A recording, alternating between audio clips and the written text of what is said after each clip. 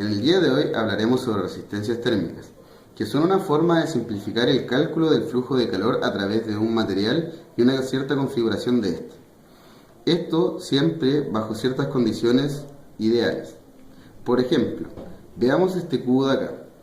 En el lado izquierdo tiene una temperatura T1, en el lado derecho tiene una temperatura de T2. Esta diferencia de temperaturas nos genera un flujo de calor. Si asumimos que la temperatura 1 es mayor a la temperatura 2, veremos que el flujo de calor va a ir de izquierda a derecha. Ahora, si queremos calcular o saber cuánto es este flujo de calor a través de este material, nosotros necesitamos saber cuál es su área transversal, cuál es su constante de conducción térmica y cuál es el ancho de este material.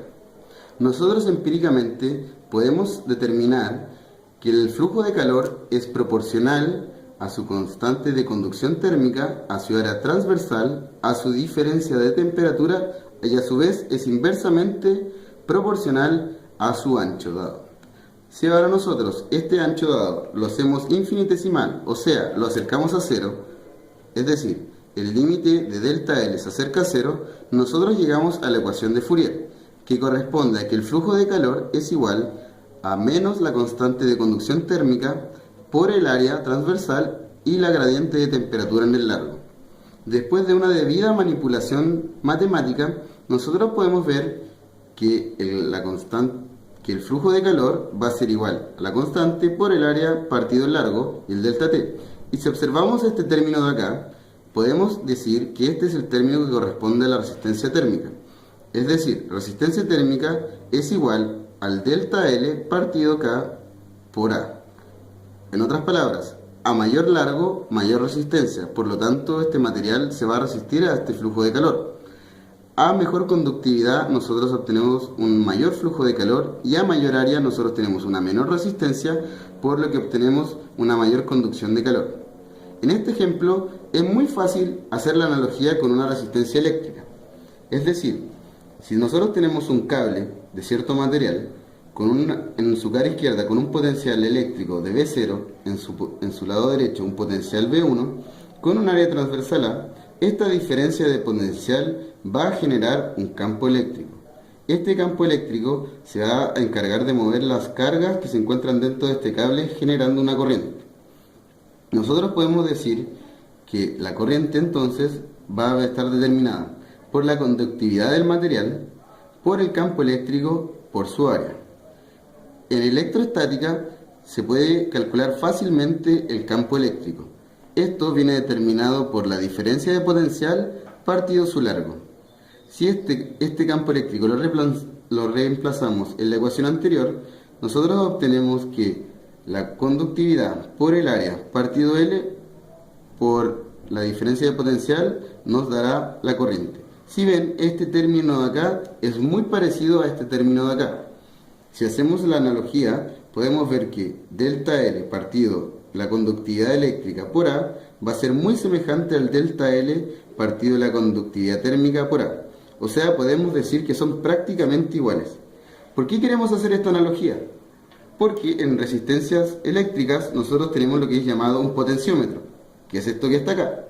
Esto, lo importante que tiene es que es una resistencia variable, que yo al mover esta perilla de acá, yo estoy o aumentando el largo o disminuyéndolo, y así puede aumentar su resistencia o disminuirla a mi antojo. Y esto puede ser usado para distintas aplicaciones. ¿De qué nos sirve esto?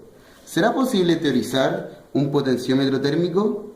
Imaginémonos el caso donde tenemos un bloque con un largo L, un área transversal A, en su lado izquierdo una temperatura 1, en su lado derecho una temperatura 2 y una constante de conducción térmica K. Esta diferencia de temperaturas nos va a generar un calor.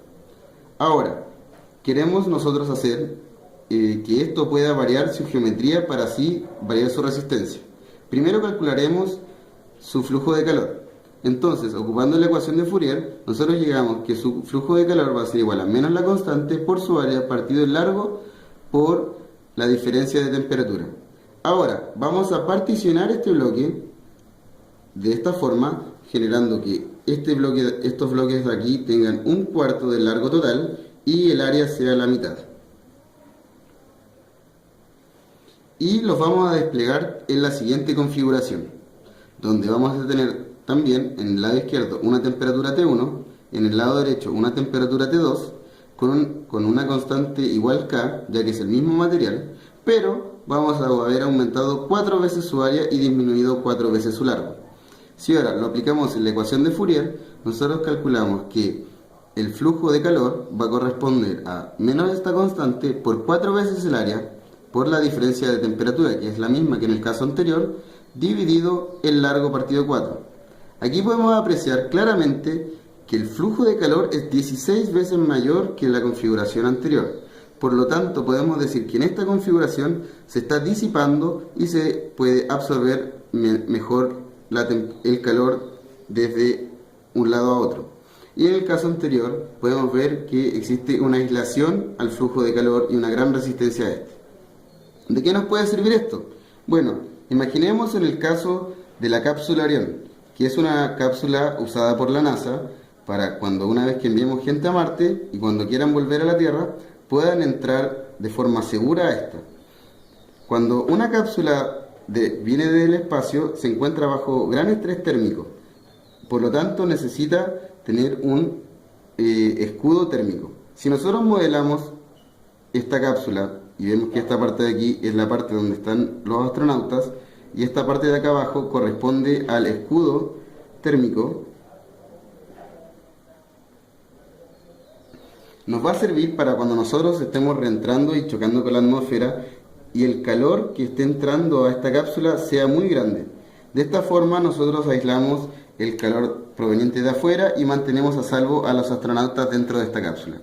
En un momento dado, imaginemos que ya deja de existir este calor y nosotros queremos disipar rápidamente este calor. Nosotros lo que vamos a hacer, cambiando la configuración de esta cápsula, podemos desplegar este escudo térmico y que se transforme en un disipador de temperatura. Así podemos enfriar rápidamente la cápsula y además con esto ayudamos a que se baje la velocidad terminal y así poder hacer contacto con la Tierra y mantener de nuevo a estos astronautas a salvo. Para finalizar, les vengo a hacer una pregunta.